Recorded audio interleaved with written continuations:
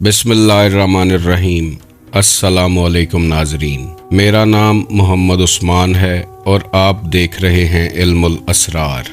नाजरीन, जिंदगी में जब भी हमसे पूछा जाता है कि हम सब का बाप कौन है या दुनिया में आने वाला पहला शख्स कौन है, तो सबका जवाब यही होता है कि हजरत आदम अलैहिस्सलाम। आज आर्कियोलॉजी, साइंटिफिक रिसर्च और हिस्टोरिकल इवेंट्स सब ये बता रहे हैं कि हजरत आदम अलैहिस्सलाम इस दुनिया में तकरीबन 7000 साल पहले तशरीफ लाए हैं। यहूदियों के पास मिलने वाली तारीख भी यही बता रही है कि इंसान का वजूद ज़मीन पर 7000 साल से पुराना नहीं है। नबी मोहतरम सरवर अंबिया हज़रत मोहम्मद मुस्तफ़ा सल्लल्लाहु अलैहि वसल्लम, जो कि आखिरी नबी हैं, आप अलैहिस्सलाम का शजरा हज़रत आदम अलैहिस्सलाम तक अगर देखा जाए तो इस शजरे में 35 या 40 नाम मिलते हैं, यानी आखिरी नबी और पहले नबी के दरमियान 35 से 40 जनरेशन्स का गैप है। इस्लामिक बिलीफ्स के मुताबिक भी आदम अलैहिस्सलाम का दुनिया में तशरीफ लाने का वाक़या 6 से 7000 साल पुराना ही है। मगर आज के मुसलमान इस बात पर हैरान और परेशान भी हैं कि अगर आदम अलैहिस्सलाम को यहाँ आए 6 या 7000 साल गुजरे हैं, तो फिर ये लाखों साल पुराने मिलने वाले इंसानी ढांचे या फॉसिल्स इस धरती पर कैसे मौजूद हैं। आर्कियोलॉजी क्लियरली ये बता रही है कि आदम अलैहिस्सलाम से पहले भी इंसान यहाँ मौजूद था। अल्लाह फरमाता है कि हमने कमोबेश 1,24,000 पैगंबर लोगों की इस्लाह और रहनुमाई के लिए भेजे। आज अगर इन 7000 सालों में हर साल अल्लाह ने एक नया पैगंबर भी भेजा हो, तो भी 1,24,000 पैगंबर इन 7000 सालों में फिट नहीं हो सकते, क्योंकि जिन आदम अलैहिस्सलाम की हम बात कर रहे हैं उन्हें यहाँ आए हुए महज 7000 साल ही गुजरे हैं। नबी अलैहिस्सलाम जब मेराज पर तशरीफ ले जाते हैं तो जन्नत और दोज़ख का दौरा करते हैं, और अहादीस बताती हैं कि उस वक़्त जन्नत और दोज़ख में लोगों को जज़ा और सज़ा मिल रही थी। सोचने की बात यह है कि नस्ल आदम पर अभी क़यामत नहीं आई, ना हशर बर्पा हुआ, ना जज़ा और सज़ा का ऐलान हुआ, तो ये कौन सी कौमें थीं जो वहाँ मौजूद थीं? क्या वाकई आदम अलैहिस्सलाम से पहले भी इंसान कहीं आबाद थे? आज के इस साइंटिफिक दौर में ये बात एक बहुत बड़ा मौमा बन चुकी है। हज़रत बाबा बुल्ले शाह रहमतुल्लाह अलैह, जिनकी ज़ात के अंदर मार्फत इलाही का समंदर ठाठे मारता उनके कलाम में नज़र आता है। उनके पंजाबी कलाम का एक शेर बचपन से मेरे जहन की दीवारों से टकराता रहता था। आपने फरमाया, हाबील का बील आदम दे जाए, आदम किसदा जाया, बुल्ला ओना तो भी अगे आहा, दादा गोद खड़ाया। बुल्ले शाह रहमतुल्लाह अलैह का ये फरमाना कि आदम अलैहिस्सलाम का दादा मैंने अपनी गोद में खिलाया है, क्लियरली बता रहा है कि आदम से पहले भी यहाँ कोई मौजूद था। इसके बाद एक वाक़या यहाँ पर कोट करना ज़रूरी है जो गौसे आज़म रहमतुल्लाह अलैह से मंसूब है और बहुत सी किताबों में दर्ज है, जो इंसान को फ़िक्र के घोड़े दौड़ाने की दावत देता है। एक मर्तबा कुछ अरवाह आप रहमतुल्लाह अलैह से मुलाकात के लिए तशरीफ़ लाईं, और जब उनसे पूछा गया कि आप सब किस आदम की औलाद हैं, तो किसी ने जवाब दिया कि मैं दूसरे आदम से हूँ, किसी ने कहा मैं तीसरे आदम से, और किसी ने चौथे आदम की तरफ इशारा किया। ये सब सवालात वो हैं जो इंसान के जहन को झंझोड़ने के लिए काफ़ी हैं और इंसान को सोचने पर मजबूर कर देते हैं कि आखिर उसका ओरिजिन क्या है, वो कहाँ से आया है और क्यों आया है, और किस मकाम या मंजिल की तरफ गामजन है। इस शशोपंज में कुरान पाक पर गौर करना ही इंसान को असल हकीकत तक पहुँचा सकता है, क्योंकि अल्लाह कुरान पाक में बार बार फरमा रहा है कि तुम में से कौन है जो सोचे समझे, तुम में से कौन है जो गौर करे,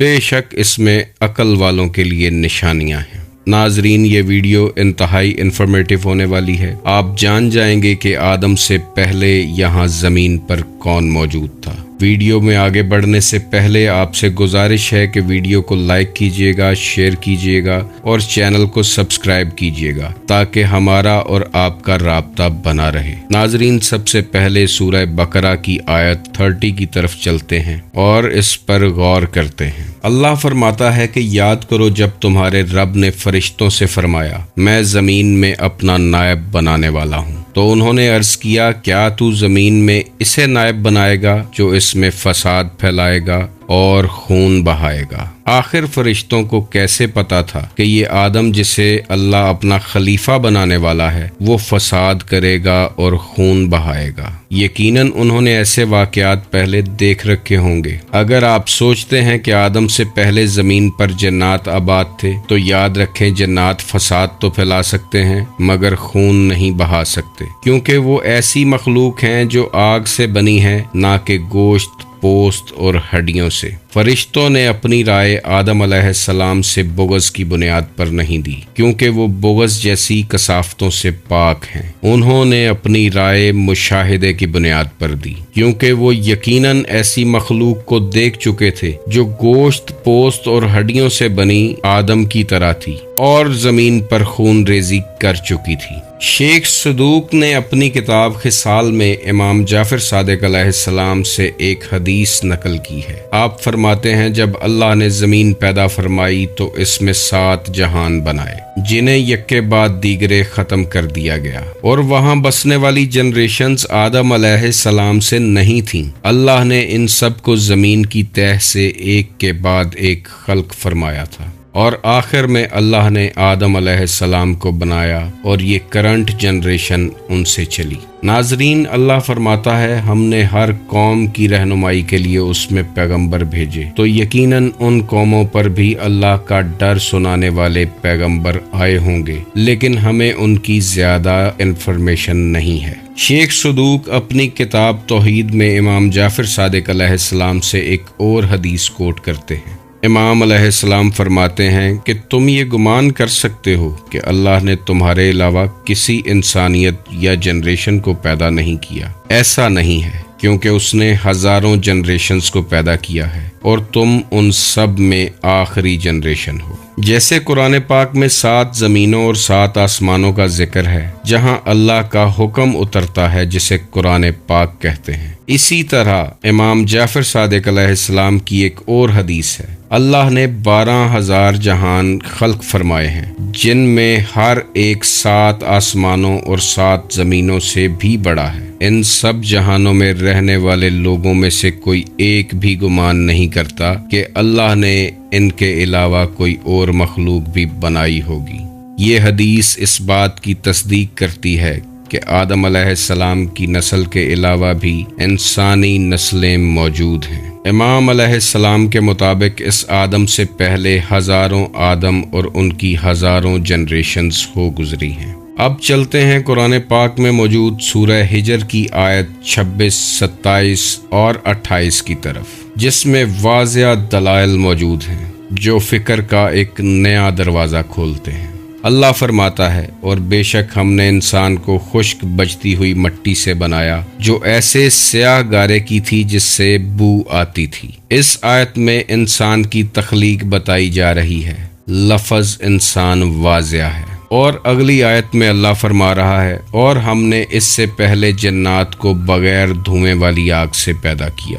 یہاں جنات کی تخلیق کی بات ہو رہی ہے۔ آیت 28 میں اللہ فرماتا ہے، اور یاد کرو جب تمہارے رب نے فرشتوں سے فرمایا کہ میں ایک آدمی کو بجتی ہوئی مٹی سے پیدا کرنے والا ہوں، جو مٹی بدبودار سیاہ گارے کی ہے۔ اس آیت میں جس کو تخلیق کیا جا رہا ہے وہ بشر ہے۔ عربی اتنی فصیح و بلیغ زبان ہے کہ دوسری زبانوں میں اس کا 100% درست ترجمہ کرنا ممکن نہیں ہے، اسی لیے قرآن پاک کی ڈھیروں تفاسیر لکھی جا چکی ہیں۔ اللہ نے یہاں انسان اور بشر 2 الگ الفاظ استعمال کیے ہیں جس میں عقل والوں کے لیے نشانیاں ہیں۔ شاید یہاں 2 الگ کریشنز کی بات ہو رہی ہے۔ جس آدم کی یہاں بات ہو رہی ہے اس کی تخلیق 6 یا 7 ہزار سال پہلے ہی ہوئی ہے، جسے اللہ نے بشر کہہ کر پکارا ہے۔ یہ تخلیق انسان کی ایک مختلف اور نئی نسل کے لیے کی گئی ہے، جس کا آغاز حضرت آدم علیہ السلام سے ہوا ہے۔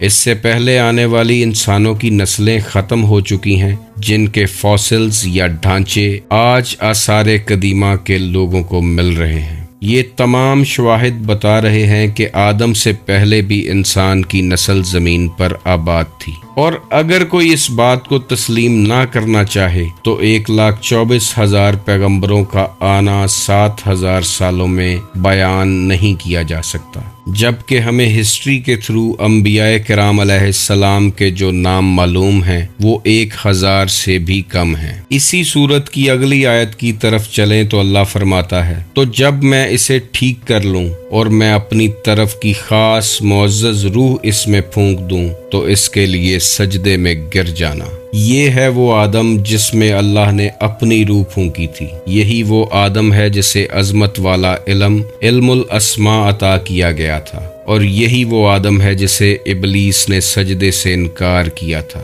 پہلے آدموں کو سجدہ کرنے کی شاید ضرورت نہیں تھی، کیونکہ ان کے پاس عظمت والا علم نہیں تھا جو اللہ نے اس آدم میں رکھا تھا۔ یہی وہ آدم ہے جس کو وہ خاص امانت سونپی گئی تھی، جس کا قرآن پاک میں ذکر ہے کہ وہ امانت جسے آسمانوں، زمینوں اور پہاڑوں نے اٹھانے سے انکار کر دیا تھا۔ اسی آدم کی فطرت میں معرفت الہی کا بیج رکھا گیا تھا، اور سب سے بڑی بات کہ اس آدم کے اندر اللہ نے نور محمدی صلی اللہ علیہ وآلہ وسلم رکھا، اور اسی آخری آدم کی نسل سے آخری نبی علیہ السلام تشریف لائے، اور نبوت کا سلسلہ بھی آخری آدم کی نسل میں ختم ہو گیا۔ اللہ قرآن پاک میں فرماتا ہے، اِنَّا لِلَّهِ وَإِنَّا إِلَيْهِ راجعون، بے شک ہم اللہ کے لیے ہیں اور ہمیں اسی کی طرف لوٹنا ہے۔ یہ اتنا بڑا گفٹ ہے جو اس امت کو دیا گیا ہے۔ انسان جب پیدا ہوتا ہے تو وہ معرفت الہی کا بیج اپنے سینے میں لے کر یہاں آتا ہے، اور جب وہ بیج خوش قسمتی سے پھوٹ پڑتا ہے تو انسان شریعت، طریقت، حقیقت، معرفت کے راستوں سے ہوتا ہوتا دیدار الہی تک پہنچ جاتا ہے،